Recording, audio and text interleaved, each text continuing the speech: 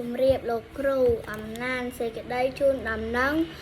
អំពីបាតុភូតអាកាសធាតុសេចក្តីជូនដំណឹងក្រសួងធនធានទឹកនិងឧតុនិយមសូមប្រកាសជូនដំណឹងដល់អាជ្ញាធរ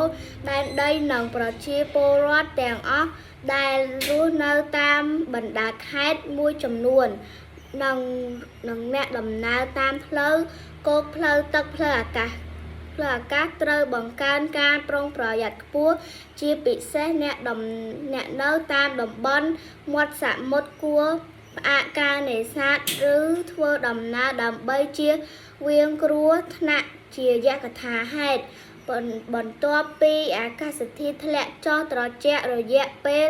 ប៉ុន្មានថ្ងៃនេះក្រសួងធ្វើការតាមដាននិងស្រាវជ្រាវពីបាតុភូតធម្មជាតិនិងអាកាសធាតុរួមមកឃើញថានៅវេលាម៉ោង 6 ព្រឹកថ្ងៃទី19 ខែមករាឆ្នាំ2010នេះសម្ពាធទាបមួយបាននឹងកំពុងស្ថិតនៅលើសមុទ្រចិនខាងត្បូងសម្ពាធនេះកំពុងធ្វើដំណើរមកទិសខាងលិចក្នុងល្បឿន15គីឡូម៉ែត្រក្នុង1ម៉ោងល្បឿន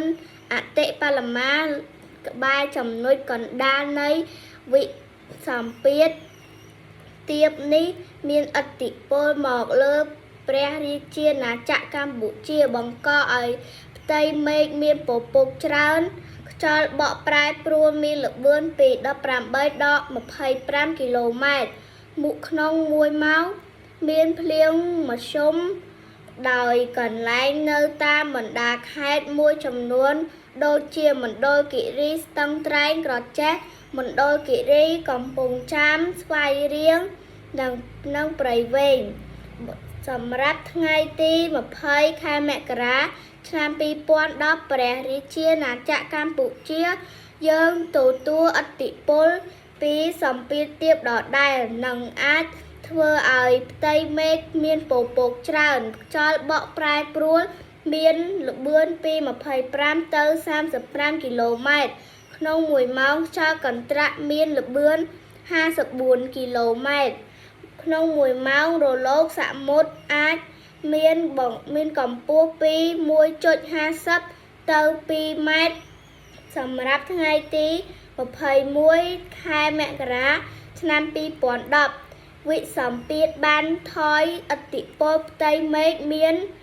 ពពកច្រើនខ្យល់បក់ប្រែប្រួលមានល្បឿនពី25ទៅ35គីឡូម៉ែត្រក្នុង1ម៉ោងអាចមានភ្លៀងច្រើននៅតំបន់សមុទ្ររលកសមុទ្រអាចមានមានកម្ពស់ពី1ម៉ែត្រទៅ 1.50 ម៉ែត្រសម្រួលពីសារព័ត៌មានដើមអំពីលលេខ392ថ្ងៃពុធទី20ខែមករាឆ្នាំ2010